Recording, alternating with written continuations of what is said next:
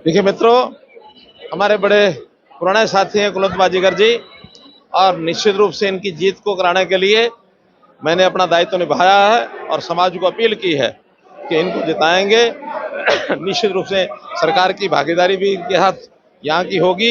इस इलाके में पहले भी जब ये विधायक रहे हैं तो उन्होंने भरपूर काम किए हैं, क्योंकि मैं तो स्वयं मुख्यमंत्री होने के नाते ये सब जानता हूँ।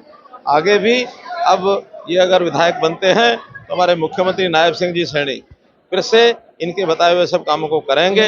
एक बात विश्वास में आपको दिलाना चाहता हूं कि हरियाणा में इस बार एक रिकॉर्ड बनने वाला है। भारतीय जनता पार्टी के नेतृत्व में तीसरी बार सरकार, क्योंकि आज तक लगातार तीसरी बार सरकार हरियाणा में किसी की नहीं बनी। केंद्र में जैसे मोदी जी की तीसरी बार सरकार बनी है, इसी प्रकार से हरियाणा में भी तीसरी बार सरकार बनेगी। चूंकि उसका एक मुख्य जो तर्क है वो ये है कि हरियाणा के 58 में से 56 साल ऐसे रहे कि जब जो सरकार केंद्र में होती है वही प्रदेश में बनती है।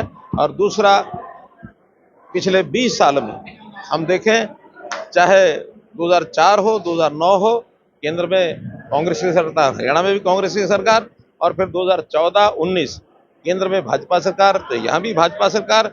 उसी तर्क को ध्यान में रखते हुए जनता चाहेगी।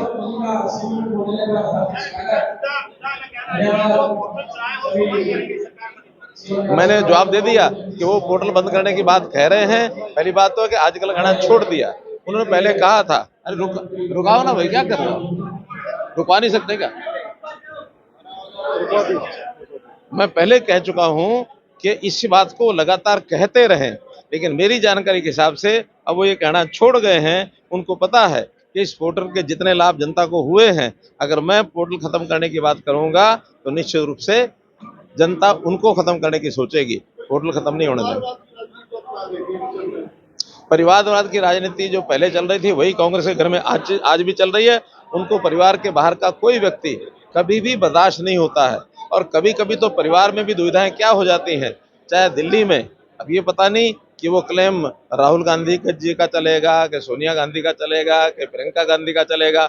सो ही अंदर की बात तो ये है कि यहाँ भी बापू बेटे के झगड़े शुरू हो गए हैं। बापू बापू कहता है कि मैं मुख्यमंत्री बनूंगा, बेटा कहता है मैं बनूंगा। बाहर के आदमी को बर्दाश्त करने का विषय ही नहीं है। देखिए, ये तो कांग्रेस भी कह रही है, वो भी कह रहे हैं। कांग्रेस ने कहा था हम 4 बनाएंगे और वो बात पीछे रह गई है। अब तो मुख्यमंत्री का ही पहले फैसला कर लें, उप मुख्यमंत्री की बात तो बाद में आएगी। और जिसको उप मुख्यमंत्री बनाने की बात वो कहते हैं, वही प्रश्न करते हैं कि उप मुख्यमंत्री क्यों, हमें मुख्यमंत्री क्यों नहीं बनाया जाता। इसलिए मुख्यमंत्री के क्लेमेंट सब हैं, उप मुख्यमंत्री बात की चिंता कोई नहीं करती।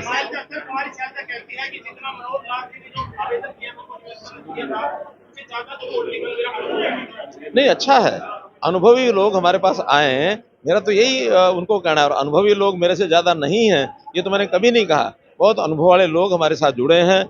मैं एक लाल आया हूँ यहाँ, उससे पहले 3 लालों की बात होती थी। आज लोग कहते हैं चौथा लाल ऐसा आया, 3 लालों को साथ ले गया। मायावती ने राहुल गांधी को गिरगिट बोला है, क्योंकि विदेशों में ये कहते हैं कि हम आरक्षण खत्म करेंगे, यहाँ कहते हैं कि आरक्षण। एकदम ठीक बात कही है मायावती जी ने, और मायावती जी की इस बात को लोगों को ध्यान से सुनना चाहिए।